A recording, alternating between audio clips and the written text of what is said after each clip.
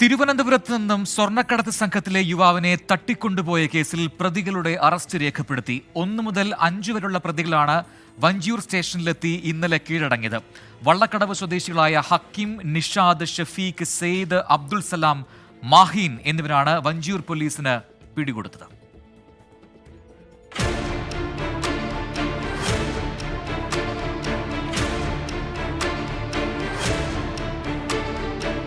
പിടിയിലാകുമെന്നുറപ്പായതോടെയാണ് പ്രതികൾ പോലീസിൽ കീഴടങ്ങിയത്.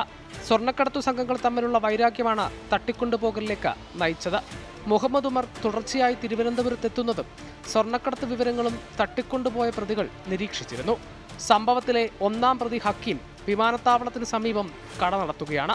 ഇവിടെ സ്ഥിരം സന്ദർശകനായ ഉമറിന്റെ വിവരങ്ങൾ ശേഖരിച്ച ശേഷമാണ് തട്ടിക്കൊണ്ടുപോയി സ്വർണം കൈക്കലാക്കാമെന്ന് തീരുമാനിക്കുന്നത്. ഹക്കീമും സംഘാംഗങ്ങളും നിരവധി കേസുകളിൽ പ്രതിയാണ്. ഇവരുടെ ആദ്യ സ്വർണം പൊട്ടിക്കൽ ഓപ്പറേഷനാണിതെന്ന് വഞ്ചൂർ പോലീസ് പറഞ്ഞു. സിംഗപ്പൂരിൽ നിന്നുള്ള വിമാനത്തിലെത്തുന്ന സ്വർണം വിമാനത്താവളത്തിൽ നിന്ന് പുറത്തേക്ക് എത്തിക്കാനാണ് ഉമർ തിരുവനന്തപുരത്ത് എത്തിയതെങ്കിലും സ്വർണം കസ്റ്റംസ് തടഞ്ഞതോടെ പദ്ധതി പൊളിയുകയായിരുന്നു.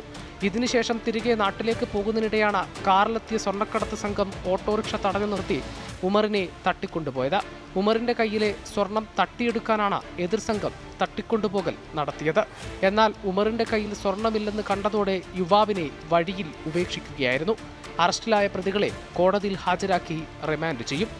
24 തിരുവനന്തപുരം.